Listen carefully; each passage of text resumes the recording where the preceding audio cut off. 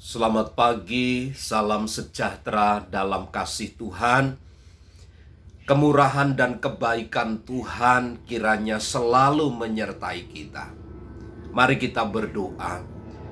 Syukur kami naikkan kepada Tuhan yang telah menopang dan menolong kami, yang mengaruniakan segala kehidupan yang baik kepada kami. Terima kasih buat penyertaan dan pembelaan Tuhan. Kami akan mendengar dan merenungkan firman-Mu. Kiranya setiap bagian firman Allah mendapatkan tempat di dalam hidup kami. Dalam nama Tuhan Yesus. Amin.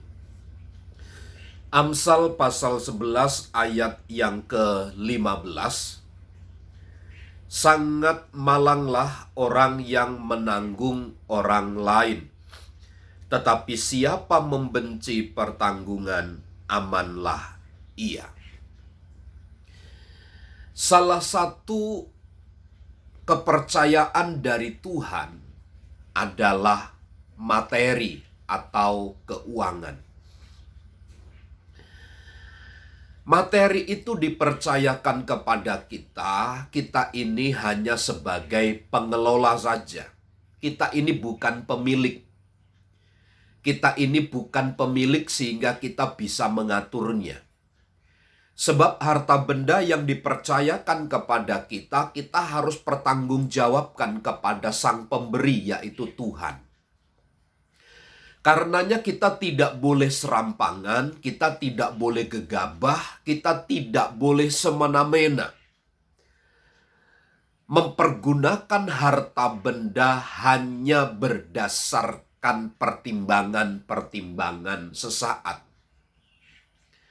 Apalagi kita mempergunakan materi harta benda itu hanya untuk memuaskan nafsu duniawi kita. Kita harus bertanggung jawab penuh terhadap apa yang Tuhan percayakan kepada kita. Karena kita ini hanya pengelola. Karena kita ini bukan pemilik. Kita hanya dipercaya saja oleh Tuhan. Karenanya bagaimana kita mempergunakan keuangan atau materi itu yang sebagai bentuk pertanggungjawaban kita kepada Tuhan, maka ini menjadi ciri khas aman atau tidakkah hidup kita. Salomo menyampaikan begini, sangat malanglah orang yang menanggung orang lain. Pernyataan ini sesungguhnya memiliki satu pengertian bahwa ketika seseorang mengenal orang lain, dan dia menanggung orang lain dengan harta bendanya, itu merupakan tindakan yang gegabah. Itu merupakan satu tindakan yang kemudian akan menyengsarakan orang yang menanggung orang lain itu. Kenapa demikian? Maka di dalam menanggung orang lain, kita harus melihat bagaimana keadaan orang lain itu. Jangan sampai kita menanggung keberadaan orang lain, justru kita sendiri yang akan terkena getahnya. Inilah yang disampaikan oleh Salomo berdasarkan ilham roh pengalaman hidupnya bersama dengan Tuhan. Sangat malanglah orang yang menanggung orang lain. Tuhan Yesus menanggung kita di atas kayu salib, bahkan sampai dia sebelum mengenal kita. Dia sudah menanggung kita di atas kayu salib. Tetapi kita tidak boleh mempergunakan cara itu kepada orang-orang yang ada di sekitar kita. Kita menjadi penanggung jawab bagi orang lain. Kalau orang lain tidak dapat mengembalikan, maka ini menjadi satu persoalan tersendiri.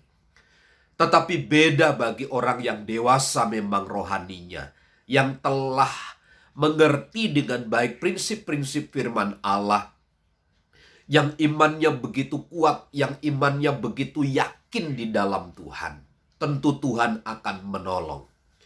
Tapi ini bukan berarti menjadi pembatas bagi kita untuk tidak memperhatikan keberadaan orang lain, keberadaan gereja, keberadaan lingkungan. Tidak. Tapi ini hanya menjadi satu catatan bahwa kita jangan gegabah, dipertimbangkan dengan baik-baik. Lalu ayat selanjutnya, tetapi siapa membenci pertanggungan, amanlah ia. Orang yang membenci pertanggungan, dia menjadi aman, dia lebih aman hidupnya. Dia tidak sangsi, dia tidak ragu, dia tidak hidupnya dikejar-kejar oleh kesalahannya. Dia tidak dikejar-kejar oleh pernyataan-pernyataan bagaimana nanti, bisakah orang lain itu mengembalikan dan seterusnya.